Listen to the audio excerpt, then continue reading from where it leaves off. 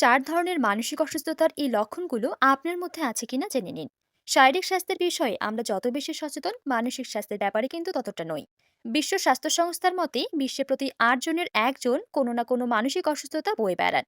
বাস্তবে মানসিক স্বাস্থ্য আমাদের শারীরিক স্বাস্থ্যকে যেমন প্রভাবিত করে, তেমনই এটি আমাদের জীবনের প্রতিটি দিককে গভীরভাবে প্রভাবিত করতে পারে। মানসিক স্বাস্থ্য নিয়ে সচেতন হওয়ার মাধ্যমে আমরা শুধু নিজের নয়, বরং আমাদের আশেপাশের মানুষের জীবনের মনোন্নয়নও ভূমিকা রাখতে পারি। চার ধরনের মানসিক অসুস্থতা নিয়ে আজ আমরা কিছু তথ্য জানব। মানসিক অসুস্থতা নিয়ে যে কথাবার্তাগুলো আগে প্রকাশ্যে আলোচিত হতো না, এখন সেটা অনেকটাই উন্মুক্ত হয়েছে। সামাজিক মাধ্যম ও অনলাইন প্ল্যাটফর্মগুলোর মাধ্যমে মানুষ একে অপরকে সাহায্য করতে পারছে, একে অপরের সঙ্গে তাদের সমস্যাগুলো শেয়ার করতে পারছে এবং চিকিৎসকের সঙ্গে যোগাযোগের সুযোগ পাচ্ছে। কিন্তু তারপরেও মানসিক সমস্যা নিয়ে ভীতি ও লজ্জা পুরোপুরি দূর হয়নি। তাই এই বিষয়ে আরও সচেতনতা ও সঠিক তথ্য প্রচার করা জরুরি। মানসিক অসুস্থতার মধ্যে কিছু সাধারণ রোগ রয়েছে, যেগুলো আজকাল অনেকের মধ্যেই দেখা যায়। এই রোগগুলো দীর্ঘমেয়াদী হলে ব্যক্তির জীবনে বড় ধরনের সমস্যা তৈরি করতে পারে। চলুন আজ আমরা প্রধান কিছু মানসিক অসুস্থতার লক্ষণ নিয়ে জানি। এক, মুড ডিসঅর্ডার। মুড ডিসঅর্ডার এমন একটি অবস্থা যেখানে একজন ব্যক্তি দীর্ঘ সময় ধরে বিষণ্ণ অনুভব করে বা অত্যাধিক উত্তেজিত থাকে।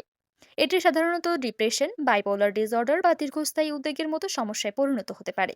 বিশেষত শিশু বা কিশোরের ক্ষেত্রে এই সমস্যাগুলো শনাক্ত করা অনেক কঠিন, কারণ তারা সঠিকভাবে তাদের অনুভূতি প্রকাশ করতে পারে না।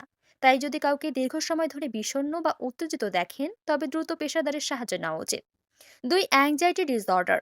অ্যাংজাইটি বা উদ্বেগ একটি সাধারণ অনুভূতি হলেও যখন এটি অতিরিক্ত ও অযৌক্তিক হয়ে ওঠে, তখন এটি একটি রোগ হিসেবে বিবেচিত হয়। উদ্বেগের মধ্যে চিন্তা, অস্বস্তি, শ্বাসকষ্ট, অস্থিরতা বা শারীরিক লক্ষণ যেমন ঘাম, হৃদস্পন্দন বৃদ্ধি ইত্যাদি দেখা দেয়। অনেক সময় অতিরিক্ত ক্যাফিন গ্রহণ করলেও এই সমস্যা দেখা দিতে পারে। অ্যাংজাইটি এক ধরনের মানসিক চাপের ফলস্বরূপ হতে পারে, যা যদি অবহেলা করা হয় তাহলে জীবনের অন্য দিকগুলোকে ক্ষতিগ্রস্ত করতে পারে। তিন, পার্সোনালিটি ডিসঅর্ডার। পার্সোনালিটি ডিসঅর্ডার এমন একটি অবস্থা যেখানে একজন ব্যক্তি দীর্ঘ সময় ধরে এমনভাবে চিন্তা, অনুভব ও আচরণ করেন যা তাদের দৈনন্দিন জীবনে সমস্যা সৃষ্টি করে। এসব ব্যক্তি সাধারণত সামাজিক সম্পর্ক বজায় রাখতে গিয়ে সমস্যায় পড়েন, কারণ তাদের আচরণ সাধারণ সমাজের নিয়মের সাথে মেলে না। দেখা যায় তারা কেউ কেউ সমালোচনা গ্রহণ করতে পারেন না, কেউ অতিরিক্ত আত্মকেন্দ্রিক হয়ে থাকেন, অথবা কেউ অতিমাত্রায় অন্যের উপর মানসিকভাবে নির্ভরশীল হয়ে পড়েন। কিছু সাধারণ পার্সোনালিটি ডিসঅর্ডারের মধ্যে রয়েছে অ্যান্টি সোশ্যাল, নার্সিসিস্টিক ও হিস্ট্রিয়নিক ডিসঅর্ডার। প্রতিটি ডিসঅর্ডারের লক্ষণে ভিন্নতা রয়েছে। চার, সাইকোটিক ডিসঅর্ডার। সাইকোটিক ডিসঅর্ডার মানে এমন একটি অবস্থা যেখানে একজন ব্যক্তি বাস্তবতার সাথে সম্পর্ক হারিয়ে ফেলে।